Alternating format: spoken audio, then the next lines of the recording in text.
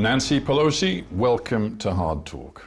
My pleasure to be with you. It's a pleasure to have you on the show. Now, you have always been seen as an incredibly internationalist American politician. Yeah. I think in your years as Speaker of the House and Congresswoman, you visited more than 80 countries. Yes. But in that experience, would you say you have seen their country, their democracy, their territory, their children, their women? Let me talk to you about a couple of other challenges facing the United States on the world stage. One is China. Now, you took a pretty remarkable decision as Speaker of the House to visit Taiwan, to go to Taipei. Joe Biden did not want you to do that. Well, you don't know that. Why do you say that? Well, because Joe Biden said that he felt, or at least the U.S. military felt at the time, that your trip was not a good idea. No, who said that, though? That was Biden talking about the U.S. military. Joe Biden said that? Yeah, he said that the U.S. military felt that your trip was not a good idea. He said the military. And he's the commander-in-chief. Yeah, but he also said if China attacks Taiwan, America will be there to defend Taiwan.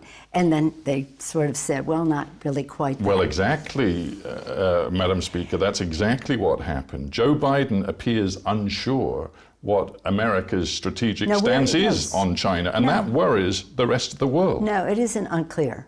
It isn't unclear. What's clear is that we are for a one-China policy that didn't change by my trip. And by the way, I wasn't the first to go there. Members of the Senate, leadership of the Senate, all men, went there, and China didn't say boo. Now, let's be clear about this. One China policy, that didn't change by any of that. Legislation. Well, no, with respect, what changed was strategic ambiguity. When Biden was asked, would the U.S. with force defend Taiwan if it was attacked by China, he replied, yes, if in fact there was an unprecedented attack. Now, that is not strictly U.S. policy. Well, U.S. policy is to supply Taiwan with what it needs to defend itself.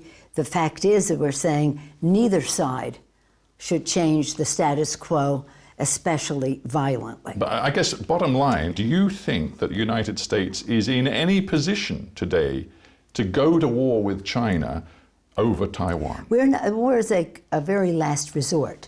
I do think that part of the U.S.-China relationship is something that has to be addressed, about their unfair trade practices, about their military actions in the South China Sea, as a deterrent to the free flow of shipping in the area, as well as, of course, the human rights policy. But I'm not naive to think enough that people will care about a genocide with the Uyghurs, the destruction of democratic freedoms in Hong Kong, the changing of the culture of Taiwan, faith, religion, and culture of Taiwan, and threats. But the U.S. does need China when it comes to climate change. Is the U.S.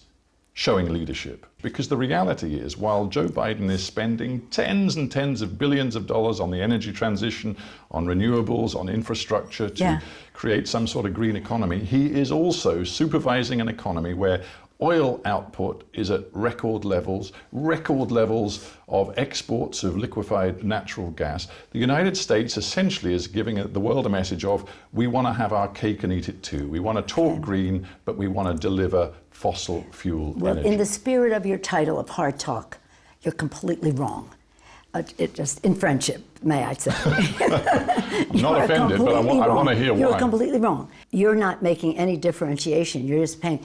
The liquefied natural gas issue is an issue to supply countries that need it because they don't have to be dependent on Russia. That is more related to the Ukraine situation, because the dependence on Russian oil, Europe has to diversify. They know that, they've said that.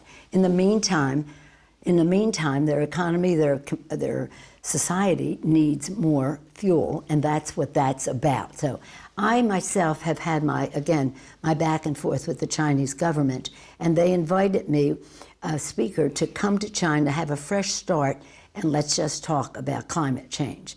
I said, I have to talk about human rights, but our focus will be on climate change. They are essential to saving the planet. There's no question about that. But that doesn't mean that domestic production in the United States is an indication of any. Now, one thing All that right, I well, agree that we have to do in terms of what we've done, $370 billion in tax incentives and the rest. But one thing that we need to do that we haven't done enough of is to get the resources, and this is hard to do in the Republican Congress that doesn't even, who want to reverse everything we've done in climate, is to supply other countries with more resources to help address the climate crisis. So that's an international priority of yours. Let's now talk domestic politics, because we have to. American politics is in turmoil. As President of the United States, with great pride. As you say, we'll see. Nancy Pelosi, thank you very much for being on Hard Talk. Thank you. My pleasure.